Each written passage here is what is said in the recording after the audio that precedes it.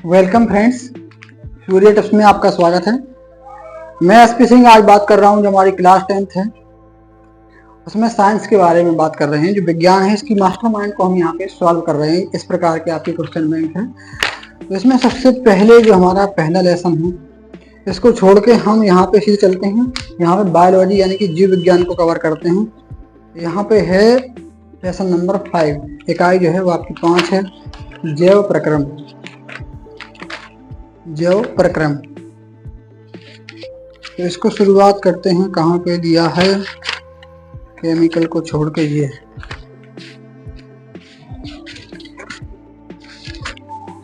यहाँ पे हम सबसे पहले ये है आपका टॉपिक, ये है जैव प्रक्रम। जैव प्रोसेस कहते हैं, बायो प्रोसेस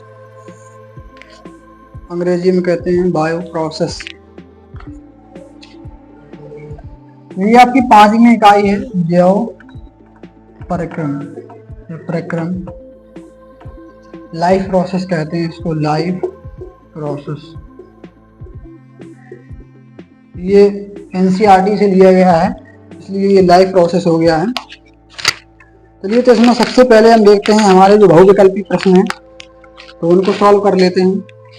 तो पहला ही प्रश्न दिया हुआ है, मनुष्य में लार ग्रंथियों की संख्या। मनुष्य में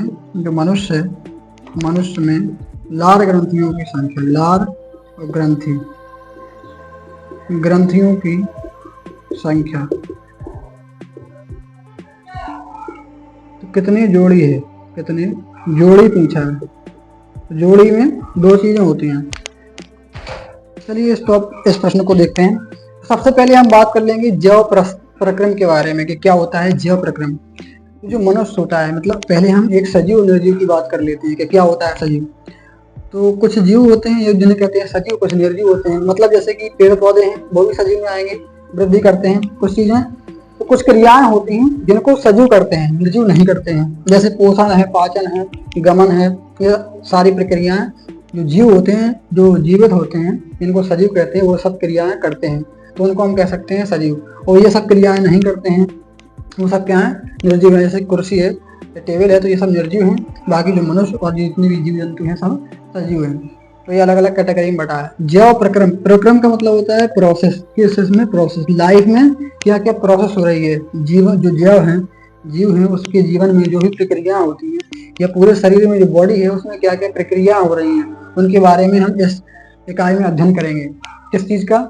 मनुष्य के अंदर जो लाइफ है या जीवन है, यहाँ पे प्रोसेस, उसमें क्या क्या प्रक्रम है या क्या क्या प्रक्रिया हो रही है उनका यहाँ पे हम अध्ययन करेंगे।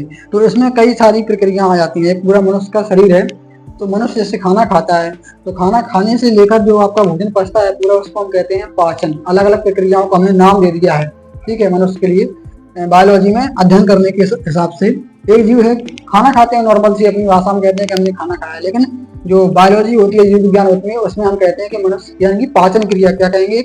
प्रोसेस कहते हैं उसको, पाचन। और जो सांस लेते हैं तो उसको कहते हैं श्वसन, कि हमने सांस ली है तो उसको बोलेंगे श्वसन, सांस लेने की प्रक्रिया है। और जो अवशिष्ट पदार्थ बनते हैं शरीर में उनको बाहर निकालने की प्रक्रिया को हम कहेंगे एक्सक्रेशन यानी कि उत्सर्जन। तो ये कई प्रकार के प्रक्रम होते हैं, जो प्रोसेस होती हैं अलग अलग प्रकार की। तो उन प्रक्रियाओं को हमें यहाँ पे समझना है इस इकाई में कि क्या क्या लाइफ में हमारे जो मनुष्य है पूरे में, मनुष्य के अंदर, क्योंकि जीवों के बारे में देखेंगे नहीं, मनुष्य के बारे में ही देखते हैं क्लास 10 के लिए। क्योंकि मानव कार्य, उसमें पहले इसका नाम मानव कार्य था। अब जो बायोलॉजी हो गई है एनसीईआरटी, तो वहाँ पे इसका नाम लाइफ प्रोसेस हो गया है।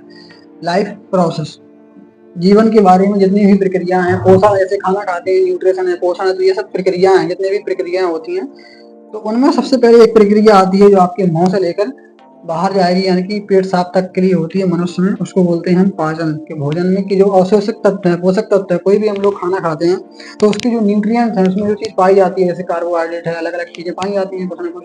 जैसे गाजर है, गाजर आप लोगों ने खाई तो उसमें जो विटामिन ए है पाया जाता है, तो वो जब आप उसको खाएंगे तो पचता है। क्या होता है? उसको तोड़ते हैं। अलग अलग प्रक्रियाएं होती हैं मनुष्य में, तो उनको अलग अलग तोड़ के जो जहाँ चीज की जरूरत है वहां पे उसको पहुंचाना, ये हमारा पूरा पाचन का काम है।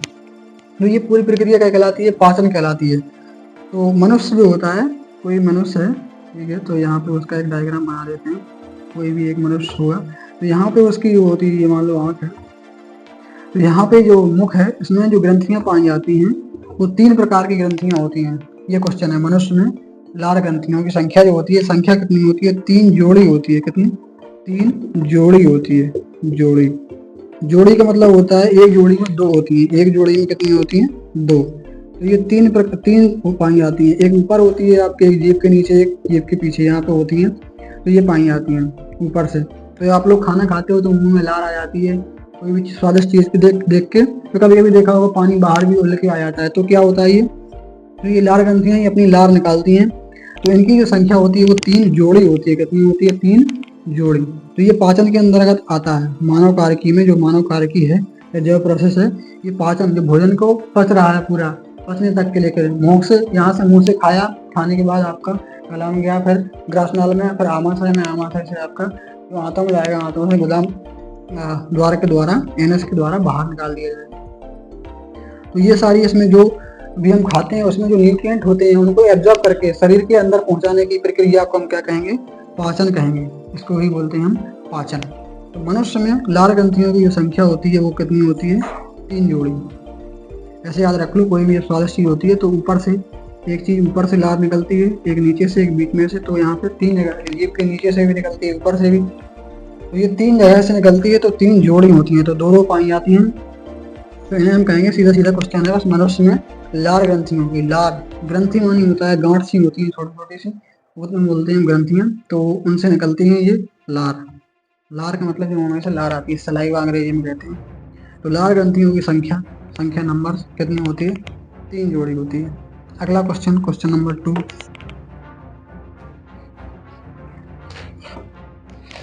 क्वेश्चन नंबर 2 है, रक्तदाब नापा जाता है। रक्तदाब, रक्तदाब नापा या मापा एक ही बात है, नापा या मापा जाता है। बस उसकी जो साइंस की भाषा में, फिजिक्स की भाषा में मापा कहते हैं, या मापा या नापा जाता है। तो रक्त दाब क्या होता है? रक्त का मतलब होता है खून। रक्त का मतलब होता है जो अपने शरीर में खून है। दाब का मतलब होता है प्रेशर। किस प्रेशर से? जैसे साइकिल का जो ट्यूब होता है उसमें हवा भरी रहती है एक प्रेशर से, उसी प्रकार से जो हमारी नसें होती हैं शरीर की, तो उनमें क्या होता है? ब्लड जो चलता है वो एक प्रेशर से चलता है। हृदय हमारा इतना कमजोर बताते हैं सब लोग, ये बहुत मजबूत होता है, ये कमजोर नहीं होता है। ठीक है, हृदय से ही पूरे शरीर में खून का संचरण होता है। तो पूरे शरीर में जो खून है वहां से जब हृदय सिकुड़ता है तो पूरे शरीर से खून को खींचता है, पूरे शरीर से, बॉडी से, और उसके बाद पूरे शरीर में उसको पंप करता है, पूरे शरीर में उसको फैलाता है। खराब खून अपने पास पहले सिकोड़ेगा, फिर वो उसमें फेफड़ों में पहुंचाएगा, तब वो शुद्ध होगा। उसके बाद फिर से अपने पास लेगा फेफड़ों से, फिर उसके बाद वो पूरे शरीर में उसको भेजता है शुद्ध करके। तो सिराओं के माध्यम से और नसों के माध्यम से जाता है, जिन्हें हम धमनियां या रक्त धमनी कहते हैं। तो रक्त दाब क्या होता है? तो कुछ उसके लिए कुछ दाब लगाना पड़ता है, प्रेशर लगाना पड़ता है, दबाव। जैसे कोई भी चीज पे आप दाब लगाते हो, प्रेशर लगाना पड़ता है। खून को भेजने के लिए जो नसों में प्रेशर पड़ता है, ले जाते हैं, तो खून को भेजना है नसों में। मान लो ये इनकी बॉडी है, ठीक है, ये पूरी इनकी एक बॉडी है, ये इनके हाथ है, ये इनकी बॉडी है। अब यहाँ पे इनका मान लो हृदय है, तो इसको अगर खून यहाँ पे भेजना है तो भेजने के लिए कुछ ताकत लगानी पड़ेगी। तो ताकत भेज रहा है वो यहाँ से, ये लो जा रही है, फोर्स लगा रहा है, बल लगा रहा है। तो जो नसें हैं इसमें नसें पाई जाती हैं, ठीक है, नसें। तो नसों में क्या होता है? प्रेशर माप सकते हैं कि इनमें कितना प्रेशर है। यहाँ पे हम लोग कहते हैं एक स्फिग्नोमीटर लगा देते हैं यहाँ पे, तो उसको बोलते हैं, यहाँ पे ऑप्शन में दिया होगा, ठीक है, स्फिग्नोमीटर होता है, स्टेथोस्कोप। तो उसके लिए होता है जो आपका आवाज के लिए स्टेथोस्कोप है 2।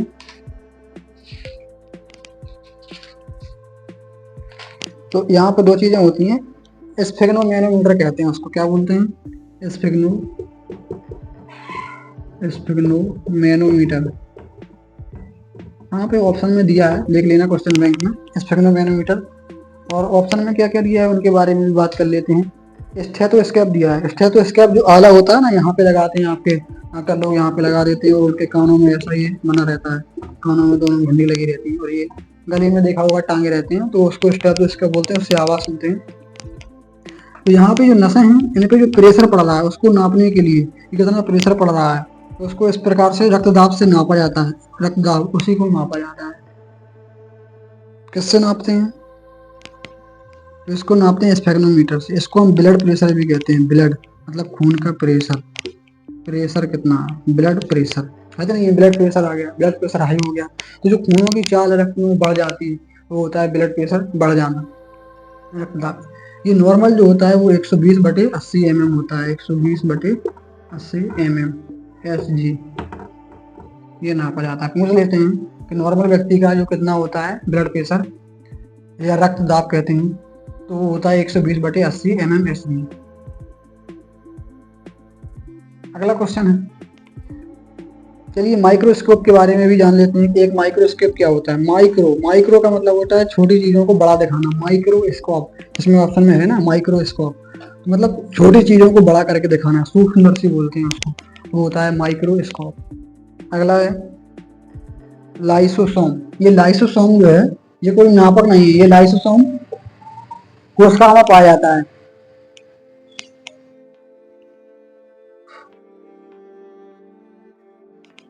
ये कोशिकाओं में पाया जाता है, ये वो है। अगला क्वेश्चन है प्रचलित रूप से ऊर्जा का ग्रह। चलिए इसके बारे में बात करते हैं।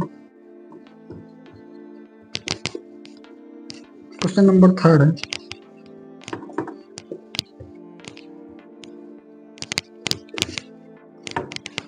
क्वेश्चन नंबर 3 है प्रचलित रूप से ऊर्जा का ग्रह कहा जाता है, या कोई बात देखिए तो ऊर्जा का ग्रह, ऊर्जा का घर किसे कहते हैं ये पूछा है। मेन उद्देश्य इनका क्वेश्चन का यही है कि पावर हाउस मान लो इसको, पावर हाउस मतलब जहाँ पे ऊर्जा भरी ही रहे। तो देखा होगा आप लोगों ने, जैसे खाना खाते हो तो खाना खाने के बाद भूख लग जाती है, फिर भी हम लोग मरते नहीं है इतनी जल्दी, क्योंकि क्या होता है जब खाना खाते हो तो उसकी जो कुछ ऊर्जा है उसको जमा कर लेता है अपने शरीर में। देखते हो तुम लोग, खाना नहीं मिला अगर 2 घंटे तक तो भी जिंदा रह लेते हो। ऐसा तो नहीं होता है कि एकदम खाना नहीं मिला 1 मिनट के लिए भी नहीं मिला तो हाल मर गए, तो ऐसा नहीं होता है कि हाल ही मर जाए, ठीक है। तो क्यों नहीं मरते हैं हाल, क्योंकि इसलिए नहीं मरते हैं क्योंकि जो ऊर्जा होती है उसके अपने शरीर में स्टोर कर लेता है, सुरक्षित कर लेता है। उसको बोलते हैं माइट्रोकॉन्ड्रिया। क्या बोलते हैं, माइट्रोकॉन्ड्रिया। माइट्रोकॉन्ड्रिया जो होता है, माइट्रोकॉन्ड्रिया, तो उसमें इसी को कहा जाता है ऊर्जा का घर, क्योंकि ऊर्जा जो होती है वो इसी के रूप में, ये एटीपी के रूप में, एटीपी यानी कि एडिनो ट्राइफॉस्फेट, एटीपी के रूप में इसमें इकट्ठी हो जाती है, ऊर्जा जुड़ जाती है। हम लोग खाना खाते हैं तो उससे ऊर्जा मिलती है, तो ऊर्जा जो शरीर में माइट्रोकॉन्ड्रिया होता है। अब ये कहाँ पाया जाता है, तो देखो अपना शरीर है पहले तो, ठीक है, शरीर मिलके बना है अपना अंग तंत्रों से। किस अंग तंत्रों से, जैसे आंख कान नाक, ठीक है।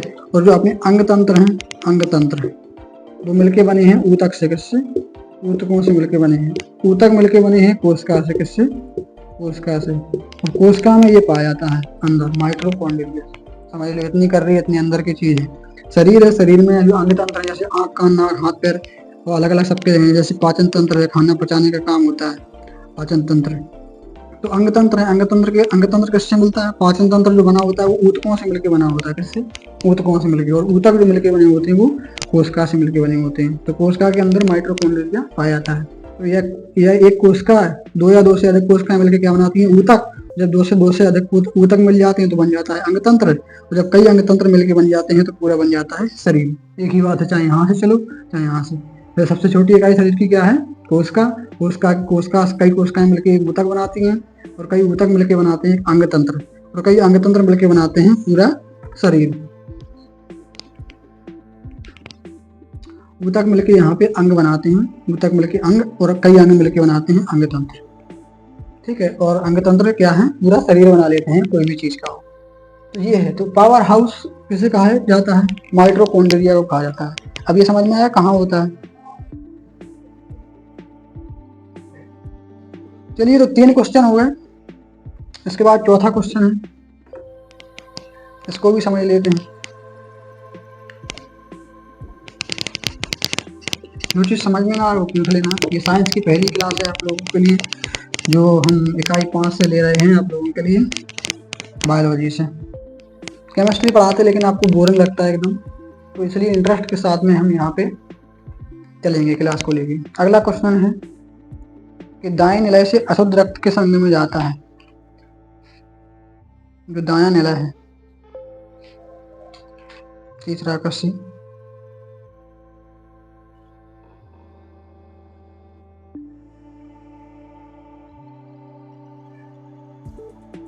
उसमें दो ऑप्शन और दिए थे।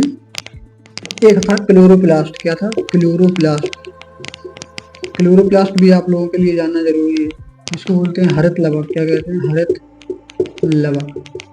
तो जो हरित लवक पाया जाता है, इसी के कारण जो इसमें क्लोरोफिल पाया जाता है, क्लोरोप्लास्ट में क्लोरोफिल पाया जाता है, क्लोरोफिल।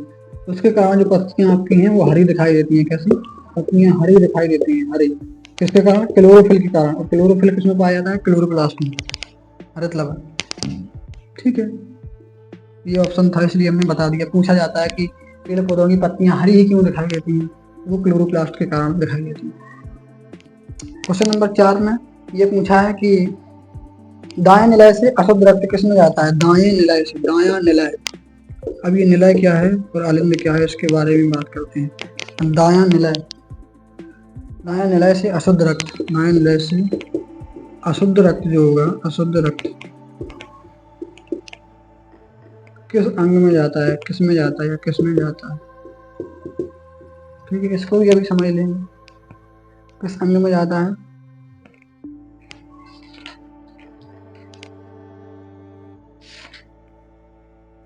तो ऑप्शन यहाँ पे दिए हैं, फेफड़ों में, आहार नाल में,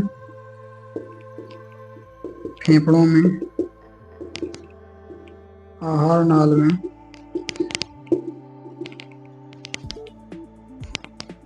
तीसरा है